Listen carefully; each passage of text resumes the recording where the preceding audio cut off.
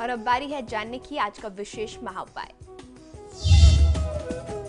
जी बिल्कुल, आज के महा उपाय में मैं आपको बता रहा हूं कि कौन कौन से ऐसे विभिन्न पुष्प हैं जिसे अर्पित करके आप महादेव शिव को प्रसन्न कर सकते हैं और आप अपनी आकांक्षाओं को, अपनी जो भी आपकी आवश्यकताएं हैं उन्हें सिद्ध कर सकते हैं। शिव पुराण की रुद्र संहिता में भगवान शिव को विभिन्न पुष्पों से पूजन करने का तथा उनसे प्राप्त होने वाले फलों का विस्तृत वर्णन मिलता है। अर्थात आप जो भी पुष्प चढ़ाते हैं उससे आपकी कौन कौन सी कामनाएं सिद्ध होती हैं, या इसको इस तरीके से समझा जाए कि किस विशेष कामना के लिए कौन से विशेष पुष्प अर्पित करने चाहिए, इसका बहुत ही विशद वर्णन मिलता है हमारे शिव पुराण में। तो आइए आज हम जानते हैं उन्हीं में से कुछ अंश, कौन सा आपको पुष्प आपके विशेष कार्य के लिए महादेव शिव को अर्पित करना चाहिए।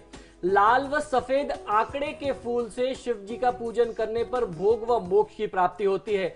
आंकड़े का पुष्प कहते हैं आम बोलचाल की भाषा में मदार के पुष्प को।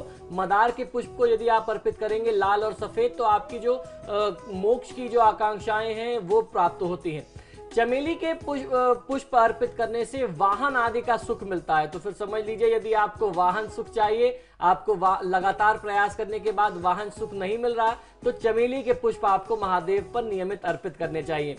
शमी पत्रों से अगर आप भगवान शिव का पूजन करते हैं तो इससे भी मोक्ष प्राप्त होता है और शमी पत्र अर्पित करने से पापों का नाश होता है। शिव पुराण में कहते हैं शमी शमयते पापम, अर्थात जब आप शमी अर्पित करते हैं तो आपके पापों का नाश करता है। बेला के फूल से भगवान शिव का पूजन करने पर शुभ लक्षणों से युक्त सुलक्षणा पत्नी कहते हैं वो प्राप्त होती है। तो व्यक्ति को सुलक्षणा पत्नी प्राप्ति के लिए इस तरीके से भगवान शिव की पूजा करनी चाहिए।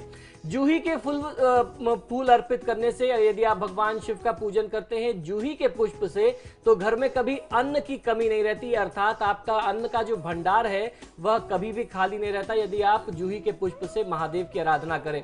कनेर के फूलों से शिव जी का पूजन करने से नवीन वस्त्रों की प्राप्ति होती है। समय समय पर आपको नए वस्त्र, नए परिधान प्राप्त होते रहते हैं। हर श्रृंगार के पुष्पों से यदि महादेव का पूजन करें तो घर में सुख संपत्ति की वृद्धि नियमित होती रहती है। धतूरे के पुष्प से पूजन करने पर भगवान शंकर सुयोग्य पुत्र प्रदान करते हैं, जो कुल का नाम रोशन करता है, आपके कुल का नाम आगे चल करके बहुत अच्छा बढ़ाता है। लाल डंठन वाला धतूरे का पुष्प यदि आप पूजन में लेते हैं तो वो बहुत शुभ माना जाता है। दूर्वा से पूजन करने पर आयु बढ़ती है। दूर्वा से हवन भी किया जाता है महादेव के नाम से। जब कभी किसी व्यक्ति को बहुत गंभीर रोग हो जाए तो बहुत ही विशेष प्रयोग है नीलकंठ शिव का, जिसमें दूर्वा से हवन करते हैं। ये जो भी आपके शरीर में रोग है उसे दूर करके आपको आरोग्यता प्रदान करता है। तो ये कुछ ऐसे सरल उपाय हैं जो आप अपनी दैनिक जीवन की आकांक्षाओं को, आवश्यकताओं को परिपूर्ण कर सकते हैं। ये हमारे शास्त्रों के वचन है। बिल्कुल, शिव शंभू बहुत ही भोले हैं। जहाँ जितना उनका रौद्र रूप भयावह होता है उतने ही वो दयालु भी हैं। तो आप अपने मनचाहे वरदान भगवान शिव से प्राप्त कर सकते हैं इन सरल उपायों के माध्यम से। आचार्य जी, आप हमारे स्टूडियो में बहुत बहुत धन्यवाद। जय महाकाल। और फिलहाल आपके सितारे में इतना ही। खबरों के लिए देखते रहिए समाचार प्लस।